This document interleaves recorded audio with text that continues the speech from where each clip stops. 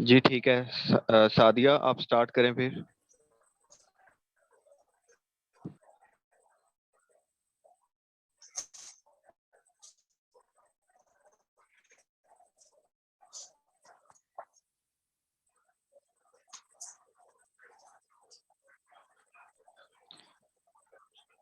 आप स्टार्ट करें, recording start होगी है। It's me Sadia. Today my topic of presentation is photochemical inhibition. Photochemical inhibition हमें जैसे नाम से पता चल रहा है कि फोटोकेमिकल रिएक्शन का इनहिबिट हो जाना।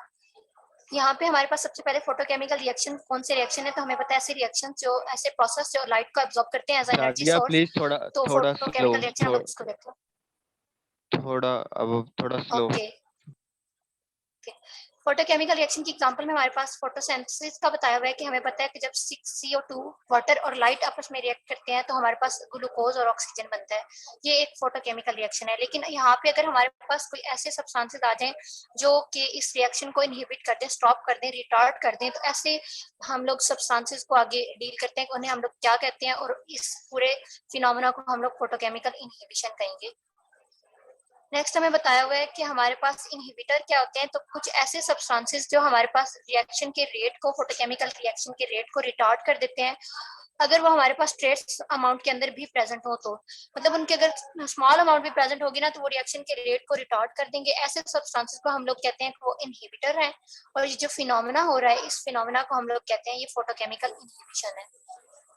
नेक्स्ट आगे उन्होंने कुछ एग्जांपल्स बताई हुई है कि अगर हमारे पास नाइट्रिक ऑक्साइड एंड प्रोपाइलीन, इनकी ट्रेस अमाउंट भी प्रेजेंट होगी कि किसी भी रिएक्शन, बल्कि ये फोटोकेमिकल कॉम्बिनेशन बताई हुई है हाइड्रोजन और क्लोरीन के रिएक्शन की। हाइड्रोजन और क्लोरीन का जो रिएक्शन है वो वहां पे अगर हमारे पास नाइट्रिक ऑक्साइड और प्रोपाइलीन की ट्रेस अमाउंट प्रेजेंट,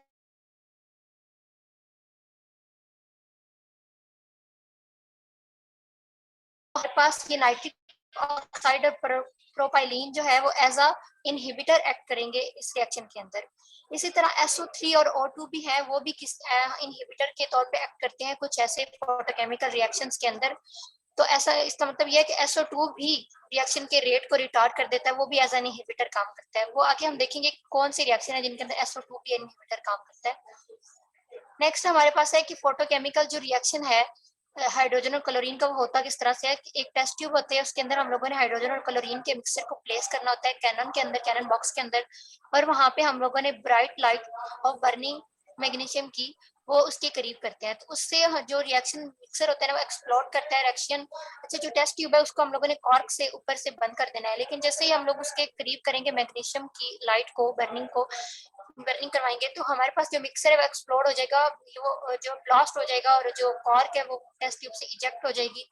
तो इस तरह से हमारे पास हाइड्रोजन और क्लोरीन, अगर हम लोग नाइट्रिक ऑक्साइड और ये इस रिएक्शन के अंदर आ जाते हैं तो ये जो रिएक्शन हो रहा होता है, ये रिएक्शन उस तरह से नहीं होता और इसकी क्वांटम यील्ड हमारे पास जो है वो कम हो जाती है।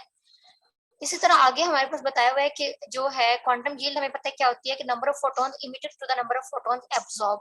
इसको हम लोग 5 से रिप्रेजेंट करते हैं। ये 1 भी हो सकती है, लेस देन 1 भी हो सकती है, और ये ग्रेटर देन 1 भी हो सकती है। इस तरह से अगर हमारे पास जो प्रोडक्ट्स हैं वो ज्यादा बन रहे हो और हमारे पास जो है एब्जॉर्ब फोटॉन्स वो कम हो, तो हमारे पास 5 की वैल्यू ग्रेटर देन 1 होती है, मतलब हमारे पास रिएक्शन जो है वो हो रहा होता है।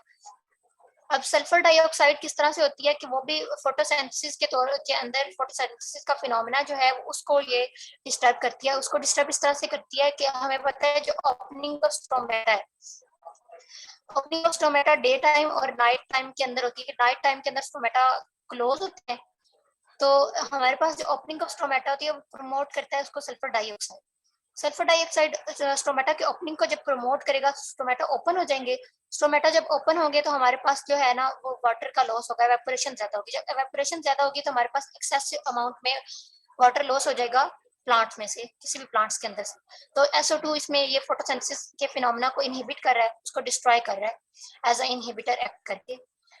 इस तरह आगे हमें बताया गया है कि हमारे पास अगर कुछ इम्प्योरिटीज बताएंगे कि अगर लाइक NH3 अगर हमारे पास प्रेजेंट हो किसी भी ये हाइड्रोजन और क्लोरीन के रिएक्शन के अंदर, तो ये भी उसके क्वांटम यील्ड को कम कर देगी 10⁻8 से 10⁻4।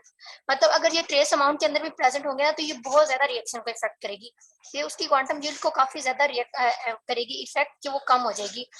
1905 के अंदर हमारे पास एक साइंटिस्ट है चैपमैन, उसने ये शो किया था कि जो अमोनिया का इनहिबिटर एक्शन है वो किस तरह से होता है, क्यों होता है। तो नीचे उन्होंने बताया कि अमोनिया का जो इनहिबिटर एक्शन वो इस वजह से होता है कि अमोनिया का जो साइड रिएक्शन है वो होने लग जाता है। साइड रिएक्शन इस तरह से कि अमोनिया किसी और के साथ रिएक्ट करके हमारे पास NCl3 ये एक अलग से प्रोडक्ट है, ये बनाना शुरू कर देती है कि हमारे पास यहाँ पे NCl3 और अगर HCl आपस में मिल रहे हैं तो हमारे पास अमोनिया और 3Cl4 बन रहा है। ये एक रिवर्सिबल रिएक्शन है, फॉरवर्ड और रिवर्स दोनों डायरेक्शन के अंदर होगा। तो हमारे पास अमोनिया तो बन गया, साथ में 3Cl4 जो हमें प्रोडक्ट HCl वाली है मतलब वो नहीं बन रही, वो रिएक्शन जो है वो और तरह से जा रहा है। इसी तरह वही अगर NCl3 है वो वाटर के साथ रिएक्ट करना शुरू कर दे तो अमोनिया तो हमें मिल जाएगी, लेकिन साथ में हमारे पास 3HClO ये बनना शुरू हो जाएगा। तो अब वो आगे कहते हैं कि अगर इक्विलिब्रियम के अगर ऊपर हम लोग देखें तो हमारे पास जो कंसंट्रेशन है अमोनिया की वो तो मेंटेन हो रही है, लेकिन जो एक्चुअल फॉर्मेशन है HCl की वो रिड्यूस हो गई है। तो ये जनरली देखा गया है कि फोटोकेमिकल इनहिबिशन के अंदर जो फोटो इनहिबिटर है, जो पी सब्सटेंसेस इनहिबिटर के तौर पे एक्ट कर रहे हैं, वो हमारे पास चेन रिएक्शन जो है उसको इंटरप्ट करते हैं, चेन कैरियर एटम को, रेडिकल वगैरह को रिमूव करके। Okay, thank you.